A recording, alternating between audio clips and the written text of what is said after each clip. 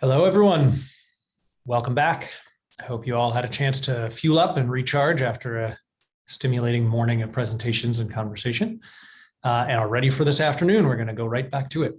I am thrilled to start this afternoon off by introducing Jerry Brown, the former governor of the state of California from 1975 to 1983, and again from 2011 to 2019. We liked him so much, we brought him back for an encore. He's going to be here joined by CE10 organizer Harry Atwater for a conversation about California and the world energy and climate landscape. Governor, welcome. Well, thank you. Good to be here. Yeah, thank you for joining us. I guess maybe I would ask if you have a few things you want to say at the outset before we jump right into some of the questions that. Sure. Yeah. Be glad to. I just spent the last 2 days on the board meeting call with the Bulletin of Atomic Scientists, a group of very noteworthy and accomplished scientists dealing with climate, nuclear, pandemic, and other issues that are existential and profoundly threatening to humanity. So right at the top of the list is climate. And in climate, we spoke today about the effect of the Ukrainian war. The Ukrainian war has not led to an acceleration of switching over to green technology, quite the opposite. The United States, which is the leading producer of oil and gas, investments in production are going up, as apparently our emissions will be going up this year, according to the preliminary data. So we're seeing that Ukraine not only is not leading to a more greener future, but actually privileging fossil fuels by the increase in price. And the powerful market mechanism is doing its work. Secondly, just the disruption of the war, the breakdown of communication among countries, particularly the US and Russia, but parallel would be the breakdown with China. So at a time when humanity is facing increasing threat from the climate, and we have very few years left, the ability to engage in serious discussion, much less cooperation and binding agreement, is diminishing. In Washington, the central Biden green move forward, Build Back Better is dead, or most of it will be dead. So in China, we know they're building 25 gigawatts of coal right at this moment, or decided to.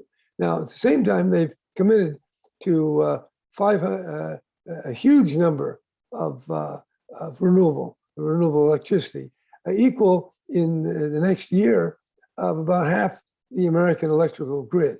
So China is going the distance on renewables, very impressive. But the picture in the world, there are some positive signs, but I don't think we ought to kid ourselves with little victories here and there. You know, the EV sales in California are up. Well, that's good. But nevertheless, getting off fossil fuel and then avoiding the price shock that as you reduce the supply of fossil fuels, their value will go up, and then people will be incentivized to build and invest even more, produce more oil and gas. So I would just say, from my opening point, I don't want to discourage anybody, but I don't want to inflate or distort. Humanity is at a crossroads.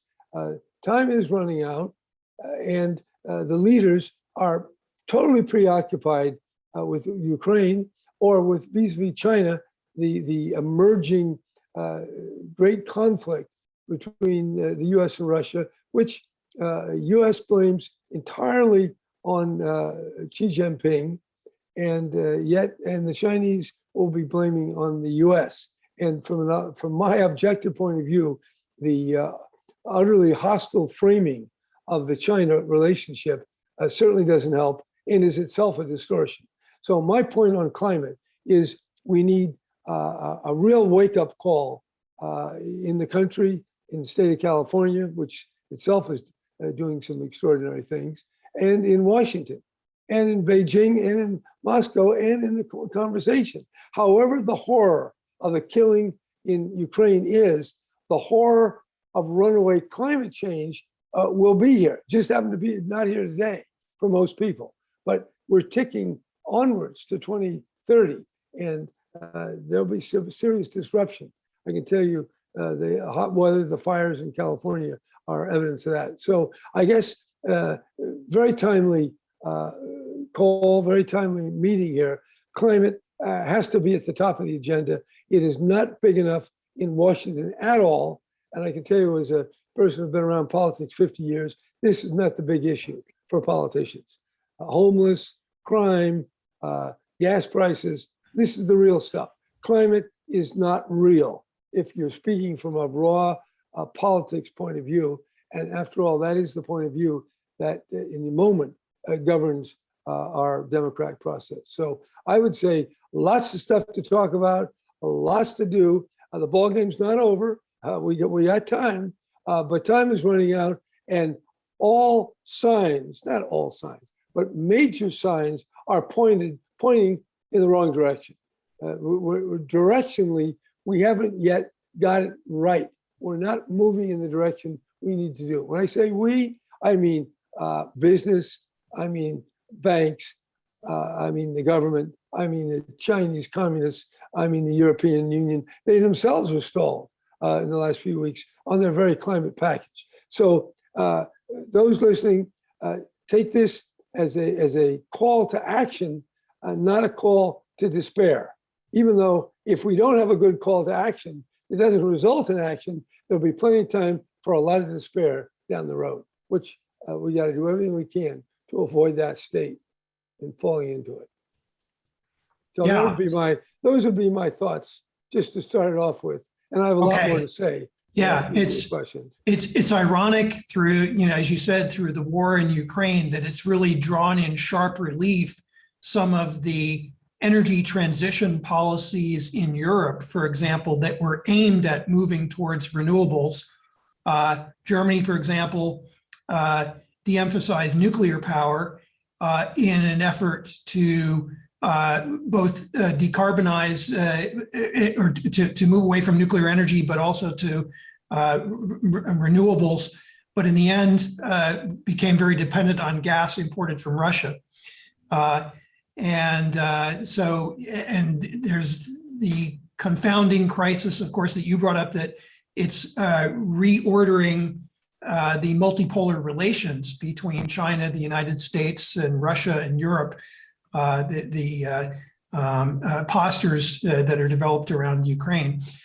Let me just swing to my first question here, and that would be, you mentioned that maybe somewhat unexpectedly, as of a year ago, now fossil fuel and carbon emissions are actually ticking upwards for the first time, which is disturbing, rather than this arc of progress with a steady downward trend. And in 2016, you and your administration set pretty ambitious targets for cutting greenhouse gas emissions by 40% below 1990 levels by 2030. Now the Biden administration is pushing for 50% below 2005 levels by 2030. Is this still achievable? We have 8 years until 2030, but as you mentioned, the most recent arrow is in the wrong direction. Is that goal still a reasonable one? Not unless changes occur that I don't see right now. It looks like the Republicans are going to take the House. You never know for sure. That they're going to be blocking climate change. It looks like the Republicans have a good chance to elect the next president. And that doesn't look like it's good for climate change. And even with the Democratic Congress, 50-50, because as Joe mentioned, you can't get Build Back Better across the finish line. And maybe the lady from Arizona would be against as well. So no, America lacks the political will as expressed by its governing mechanisms to do what is needed. Like California and other states, the subnationals, there'll be cities, there'll be individual banks, universities, insurance companies. This this sector, the non-governmental sector, has to rise to the occasion and put climate on the forefront. It is not at the forefront. When General Austin, Defense Secretary Austin goes to the Shangri-La meeting over there in Singapore, he doesn't say the imperative is climate and we must cooperate with China. Yes, we have problem 1, 2, and 3 with China. Very serious, and he can list that. But I didn't hear that. I didn't even hear it at the end of his speech. Nowhere near the magnitude. Same thing with the president. Now, John Kerry is doing his best. He's working, and we're working in our California China Climate Institute. But wow, we don't have the running room. We don't have the authority, the welcoming, the encouragement by the political authorities. So no, we're not on track. But instead of saying, oh my God, let's make sure our universities, let's get Caltech doing more. Let's get UC, a lot of power there. Let's get the banks. Let's get the PERS, the Public Employees Pension System, and other sectors. So the politics is paralyzed. Now, I just happen to be somebody who's been around politics for a long time. And I would say I've thought more about politics than anybody on this phone call, this Zoom call. And I've thought about it a lot. You know, I've been running for office, raising money, reading the news, writing speeches, and thinking. And my analysis right now is the politics are just not favorable to dealing with climate at the level we have to deal with it. So one of the important points, a key point, is we got to move the needle. We got to move our politicians, and the we has to be the non-politicians. That's the private sector. And the private sector has a lot of power. And we got to start exercising that power. But everywhere we turn, we're distracted. Gas prices, that's a big burden for a lot of people. You can't minimize it. So Ukraine war is getting a lot of attention. But nevertheless, climate, the greenhouse gases are going up a prodigious amount, still rising, and they're going to be up in the atmosphere for a long, long time. So the time to act is now. Unfortunately, the actors, the big actors, don't feel that. So I think the goal is fine. I don't know that we're going to meet it. And if the U.S. doesn't meet it, I don't think California will meet it either. So you mentioned that there's paralysis in Washington. We're having, very uncertain as to whether major pieces of Build Back Better will finally be enacted. But of course, during your time in office, you went head to head with the Trump administration, which was over, for example, the California's waiver to the Clean Air Act and so forth. And you and Michael Bloomberg developed a strategy of pushing out the focus on climate action towards communities, towards municipalities, counties, states, to take up. And are we now at a time where that's where the focus should be, to generate action rather than in Washington? Well, we got to keep the pressure on Washington for sure. And California will be hard pressed if the federal government goes south on us and retreats under a new administration on climate, or we're still as paralyzed as we are. But California has a very powerful mechanism in the California Air Resources Board and the scoping plan. It's technical, it's legally binding, and it's very deliberative. And they're in the process now of re-upping for next year's plan. So that's a powerful mechanism that hopefully the California legislature and the governor can keep, and the ARB can keep pushing. But all these other factors are going to push against. So, but California is a shining light, and we have the institutional mechanisms to shape the economy in the way we must. So that's all good. But nevertheless, the overall environment, which California is only 1% of worldwide greenhouse gases, we got to deal with the other 99%. So we got to keep the pressure on. And while we're trying to figure out how to influence politicians, we can still mobilize non-politicians, because there's a lot of wealth, there's a lot of brain power, there's a lot of cultural influence cultural capital, if you want to call it that, outside of government. And we have to mobilize, galvanize, and pressure government. And that will be local communities, the city of Los Angeles, city of New York, 1,000 other cities throughout America and the world. So there's plenty to do. We need leaders. We need inspiration. We need the sense that we are facing a very dire dilemma, and we should not be eased into some kind of complacency or feel good. This is not a time to feel good. If anything, I want you to feel bad because it's so bad.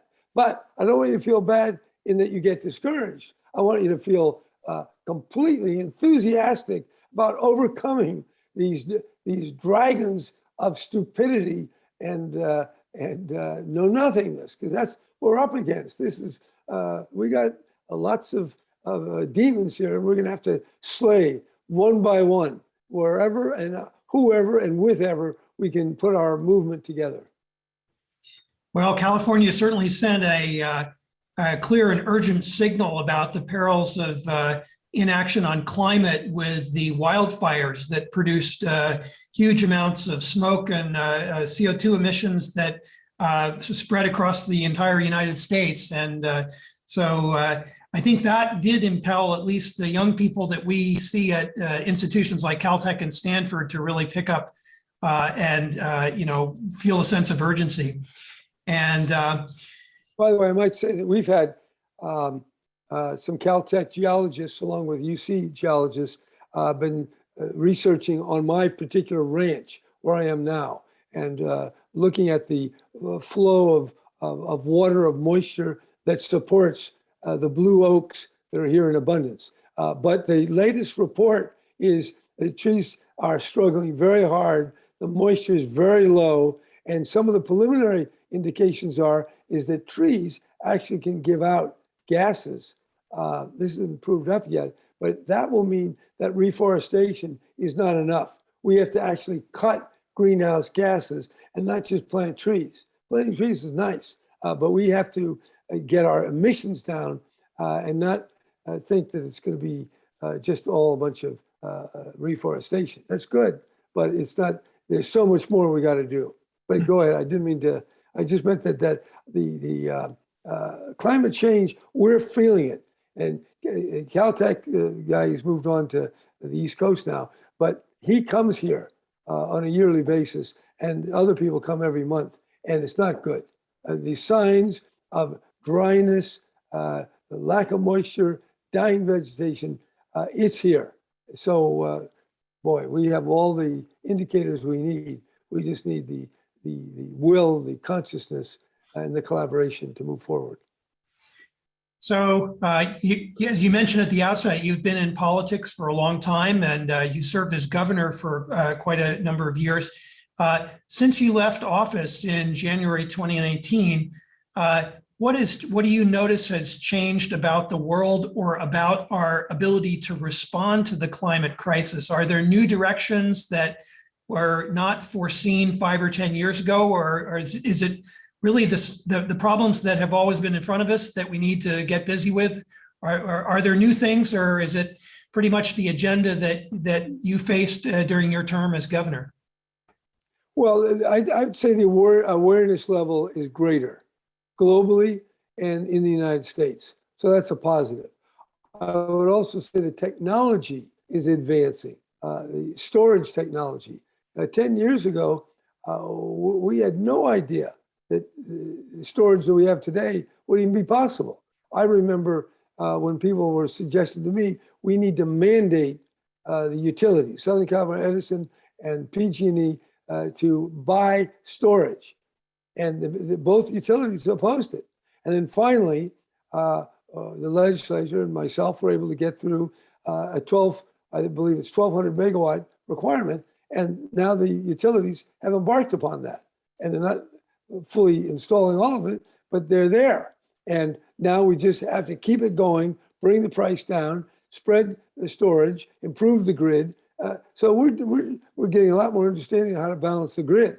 But there's so much to do. So I don't want to empty, half full.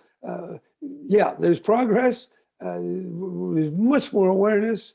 We have Greta now. We didn't have Greta a few years ago, and other young people that are getting very galvanized. We have bankers that are more galvanized. We have a president who has tried his best to push on the climate, but these other issues, shootings, abortion, Ukraine, all this stuff, gas prices, it's all competing. And yet the emissions, if you take all the total of greenhouse gas emissions, I've seen the number 60 billion. I don't know how accurate that is, but it's growing. And it's all going to sit up there. Some of it not as long as others. So we're learning, we know more, we have better tools, better technology, but relative to the goal of zero emissions or as close to that as possible with carbon capture technology employed and deployed at scale, well, we're not there. And we're not going to get there unless China and the US partner very creatively. And yet a lot of what we're doing now is trying to make sure China doesn't steal our technology or their scientists don't get too much exposure here in America. All real problems. But the big problem, climate, requires close collaboration, US and China. And the name calling is not helping. I'm sorry. I have to just say that. And India, where is India? They're talking a lot about renewables. But Biden's got to be front and center. The Congress has to be front and center. The presidents of universities have to, in the absence of these political leaders going on to their other directions, let's hear from them. Let's hear from the Nobel scientists. Not once, but a repeated drumbeat of what we must do.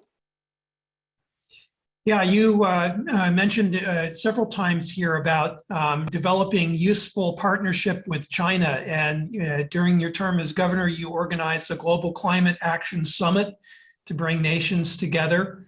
But increasingly, what we've seen over the last few years is that global thinking and economic policy is fracturing and splitting into nationalist agenda, the sort of globalist coordination is dissipating. China and the US are decoupling, and Europe and Russia are decoupling. So what do you see as being the paths forward by which, you have an institute in Berkeley that is addressing this question. What are the paths forward, the productive paths forward by which China and US, which are formidable economic rivals, can still cooperate on the climate agenda? Where can we find common ground? Very, very good question. First, let me just say, this disentanglement of US from China, yeah, they're trying. But the fact of the matter is, America increased its imports from China in the first 3 months of this year. So all the talk, oh, we're not going to buy China, we're buying more China. Yesterday, I got a flat tire on my off-road Kawasaki ATV, all-terrain vehicle, which I use here on the ranch. So I go into Colusa City, I go to my Schwab there, I get a nice tire and I bring it back. And as I start to put it on the rim there, in big black letters, made in China, okay? Now, if we want to make that in California, we're going to pay 2 or 3 times more. And if we don't like 8% inflation, we better get used to 12 or 15, because we're going to start making stuff and not access markets abroad. We're in for a hell of a ride, and it's not politically, it's going to explode. But what do we? So that's an issue. We cannot disentangle. We shouldn't disentangle while we work on proper security measures and other things. But California China Climate Institute is real. We work with the Chinese. We are working at the subnational level. We're working on how to shape the grid that it can take increasing renewable energy. We got to convince the Chinese that they can take more renewables and still have a very stable grid. That's something we've worked in the past on carbon pricing, cap and trade programs. We're going to work on, so we want to work on decarbonizing the grid, and we're doing that. I can't say, I don't want to take any credit for great progress, but there's serious conversations going on. There's collaborations with provinces in China, and the national government under President Xi approves this. So we have an avenue of improvement, but we have to continue and we have to accelerate it. So the climate crisis is a worldwide, it's experienced worldwide by the entire Earth's population. And so while the relationships between superpowers like the United States and China is one dimension of it, another is the way it's going to impact and be impacted by the countries that have much less economic capital to bring to bear, countries that are less wealthy. And so a question would be, in terms of developing policies and our investments, how do we create climate equity for the economies around the world that are not as wealthy as California or the United States or China or Europe? Well, the countries of the world, the rich countries have agreed to put up $1 trillion. It's supposed to be 100 billion, I think, a year. And America made its pledge. We're not getting the full 100 billion a year by any means, and we need a lot more. And you see in Ukraine, you can pick up 40 billion in a matter of a week or two. Well, I'm not saying Ukraine isn't serious. People are dying. It's horrible. Buildings are being destroyed. Nevertheless, the horror of climate will way exceed what's going on in Ukraine, but just not today. Maybe it'll take 10 years, maybe it'll take 20 years. And we're going to watch it and won't be able to do anything about it. In Ukraine, something can happen. Somebody can win, they can negotiate, something can happen. With climate, as the greenhouse gases continue to rise and to provide this cover over our atmosphere, we're not going to be able to do a damn thing about it. That's why we have to act now. And that's why I think it's so important that we take these actions, we build the space for accepting climate as real stuff. But it's hard. It's a hard sell because the immediate crowds out the more remote. Even though the remote, if you could see the greenhouse gases, you know it's very immediate.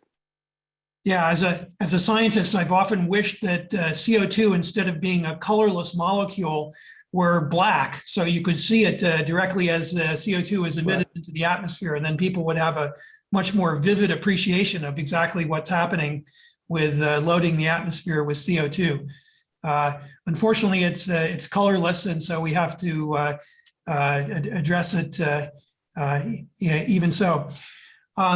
During your time as governor, you ended up extending the cap and trade from 2020, when it was set to expire, to 2030. And in doing that, you ended up enlisting Republican support. And we've just been talking about, working together with adversaries, with China.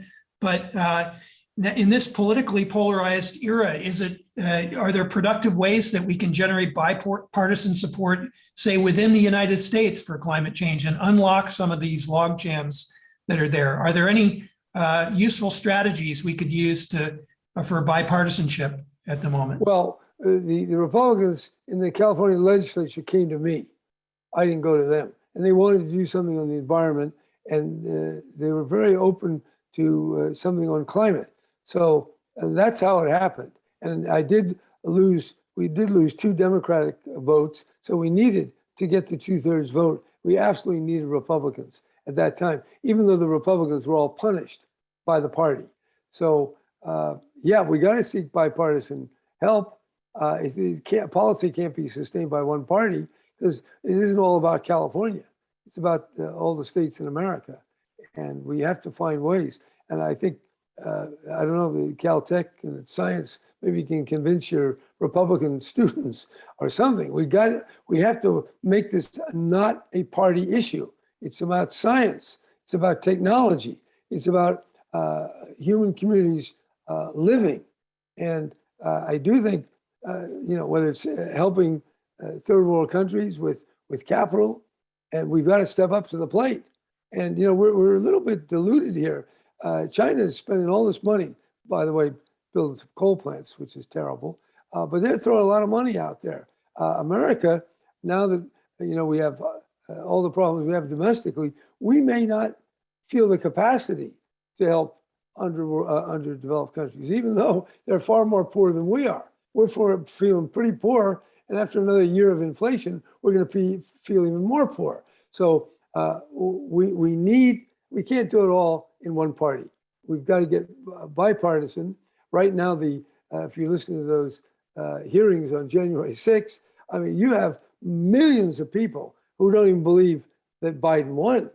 So if you can't even agree on a process of vote count, how are you going to agree on a process of CO2 emissions or methane emissions? That's far more obscure than getting some ballots and counting them up. That should be simple. But because of the passions, and I would say in part because of the changes that we're undergoing, people are so anxious, so alienated that they need something absolute. And somehow, in a perverse way, not believing in the election, it feels almost very, it's anxiety relieving, because you just assert we're right, they're vilifying us, but Trump really won. And it's a very strange system. So we're going to have to work through not just the science, the climate politics, but we're going to have to create more space for people to trust across the party lines. And as we speak today, that would be just a fantastical thought. But at some level, democracy depends on a certain measure of trust. Right now, that measure is deeply impaired, and we have to work to get it. Unfortunately, everybody's got their issues.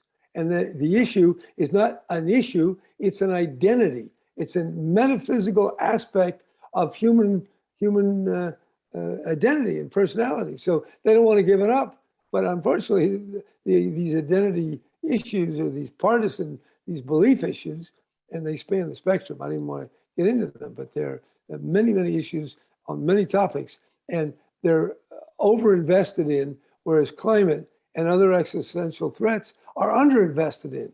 So we have quite a educational task that I think Caltech can play an important role in. Yeah, in the science community where we spend most of our time at Caltech, we typically have broad agreement on the facts, and we simply argue about what the facts mean in terms of mechanisms and predictions for the future. And Senator Moynihan famously said, you're entitled to your own opinions, but not to your own facts. And so, but as you're mentioning, a lot of people feel that they have their own picture of reality and their own fact narrative, whether it be there or not. So you've been quoted as yourself evaluating yourself as a realist rather than an optimist. So I want to ask you, what if anything makes you optimistic nowadays about addressing challenges of climate change, any energy infrastructure? Are there threads that people can build from and feel some kernel of optimism to push against these challenges? Well, just last night, as I was sitting on my porch, looking out over the mountain, the light began to emerge and the moon slowly rose. And I found that very comforting, that the moon is still rising where it's supposed to be. So I take great comfort from that. Now, do you want to say, am I optimistic based on my knowledge of politics? I would not want to use that description. I think optimism, and I don't think we need optimism. We need realism. We need political will. We need imagination. We need, being willing to listen to other people, to understand different points of view. And they're pretty, if you want to talk to someone, the gun people who like their guns, and the other people say, this is a horror, and the right to life people and the right to choice people. But we got to find a way. We have to minimize some of these other issues, however profound they are in people's lives, and bring to bear some common issues that threaten us all. And it's that common vulnerability that Republicans and Democrats, that NRA members and Brady group members, they all feel, they're all going to feel the climate. They all can live around in paradise. They all had the same horror when the town burned. We're seeing, so I think we have to get common threat, common vulnerability, and that leading to common endeavor. That's what we're missing. We're missing it here in America. We're missing it in the world at large. So Governor, I'm going to go now to some of the Q&A questions here. And from another Californian, we have the question here. Do you think it makes sense to close the Diablo Canyon nuclear plant, which is California's remaining nuclear plant, in the face of the obvious need for non-carbon-based power? Yeah, that's one. That's a very, well, it's political, but it's also technical. Could this be extended? And is that less of a risk and more of a gain than shutting it down? I think that's a hard call. I think it's hard to pull off just to do it now, because the National Regulatory Commission, Nuclear Regulatory Commission, has agreed to the timeline of shutting it down. But yeah, I think people should think about it. I'm not ready to make a recommendation, and I know the people around it don't like it. But just like in Germany, they shut down nuclear, they went to coal. So we better be careful. Now, I do talk to people who know, and they say that we can get along without it. We have enough renewables. So that, and do we want to go backwards? So I think that's an open question. I want to say this though, but for California, with all our renewables, we may be in a better position than somewhere else. So the issue of nuclear, the issue of keeping it going where it's operating, and the issue of whether we should be, how much we should invest in new nuclear, I think is a very important question. And I would have to leave that to some of your Caltech people, because it really is a scientific, technological question. And the cost benefit and a risk analysis, which now gets into more meta questions, not just hard science questions or hard technology questions. Yeah, okay. So another question from a viewer, which is, does California have the political will to dramatically lower the cap in the cap and trade program? So we've had a cap and trade program, broadly successful. Can we lower the cap? Good question. I wouldn't think you're going to see it lowered too much. Are you saying, can you lower the cap and successfully win your next election? I guess that's going to be the question. Well, can you raise it? Can you lower it so much that you even increase the price of gasoline more? I would say there are very few politicians who are going to do that. And I couldn't, as their advisor, recommend they do that. We do have, that's the inherent limitation of cap and trade. But I think a carbon tax would be resisted just as much. We do have the low carbon fuel standard that puts a price on carbon of around, I think, $130 a ton. That's pretty good. But that doesn't give money to the government. That takes money from the carbon emitter to those who are exceeding their goals. So that's a very powerful mechanism. The oil companies really fought me on that, and we kept it. And that's important. But it's not. You don't see it in most parts of the country. I don't think China's got a low carbon fuel standard, but that one is important. And so I think cap and trade generates a lot of money. Yeah, we have to lower the cap, but Katie bar the door. When prices go up, this is one of the problems that we just discussed it today at the Bulletin of Atomic Scientists. I haven't been thinking about it. If you succeed in reducing your supply, prices will go up unless you can reduce demand at the same level. And that was my point on cracking. They all want to say, oh, stop fracking, rather. Stop fracking in California. I said, but even if we got to stop the demand. We must move supply and demand in tandem, or you're going to push up the price. Well, that's good if you push up the price because then you lower demand. But in the meantime, you also incentivize people to produce. So it's a very difficult question. I think it's good to discuss it and look at it. What do we do? What does the market mechanism work? How much government intervention can we accept and push? And then what are the alleviating mechanisms to cushion the blow? And is anyone going to take the time to even cushion the blow? And you're going to cushion it for everybody or just a few? And how are you going to decide that? I don't like to complexify things, but things are complex. And I want to lay, you're a scientist, you can deal with more than one variable. And we got a lot of variables here to play with. Yeah, that's right. Yeah. It's great that you pointed out that, the low carbon fuel standard we had in our last public program at Caltech that I was involved with. We had Mary Nichols, and she, of course, has been a huge champion for that for a long time. And speaking of which, with regard to the fuel standard and business and so forth, what are the opportunities? Are there new opportunities for partnering with the business sector in California? Because, of course, the government has capital that comes in the form of taxes and revenue funds that it can distribute. But of course, the business sector has large pools of investment capital to bring to bear on climate related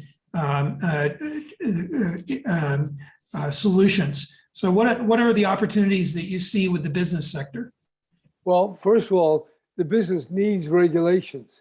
When the state of California voted and the Public Utilities Commission imposed a requirement for PG&E in Southern California Edison to invest in electrical storage, they did.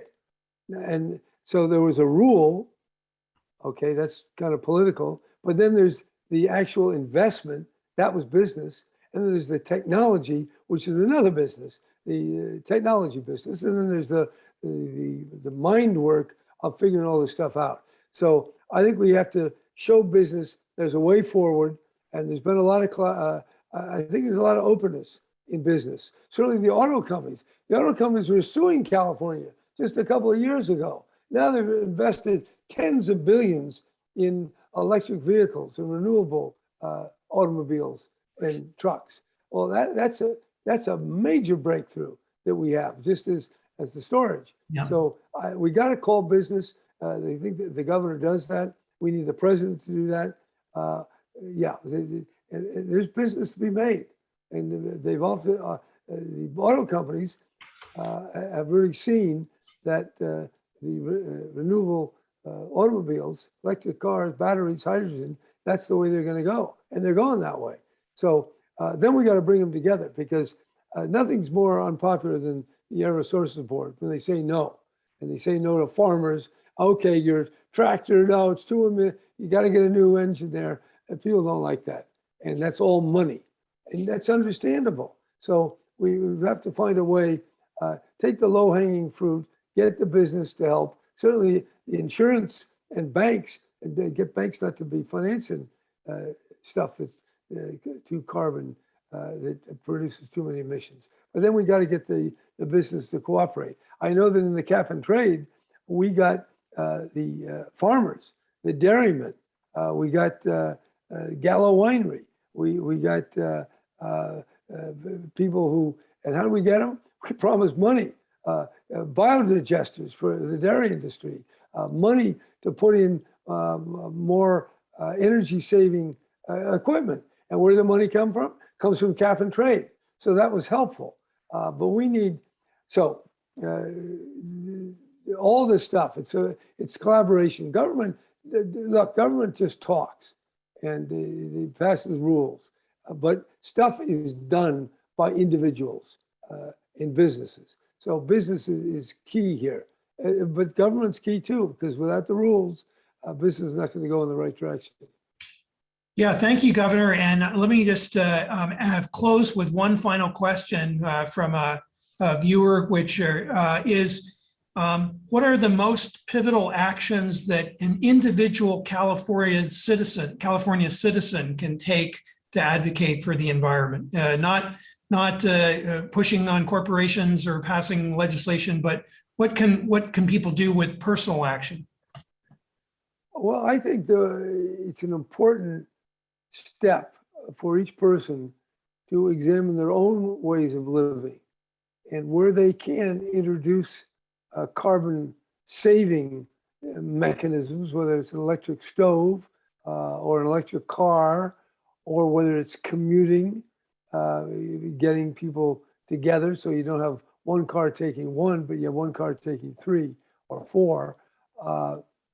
The whole packaging, becoming aware of what your individual contribution to carbon emissions are, or methane emissions, or chlorofluorocarbons, or other, or NOx, or whatever, and taking action to transform your own behavior to be consistent with a zero carbon future.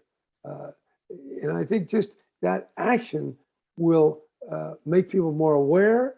I think they will do what they can do, and they will be actively participating in this larger movement of humanity moving off fossil fuels toward a world that will be sustainable for all living things. That's where we got to go. Okay, great. Well, I want to thank you very much, Governor, for spending the time with us this afternoon. We really appreciate it.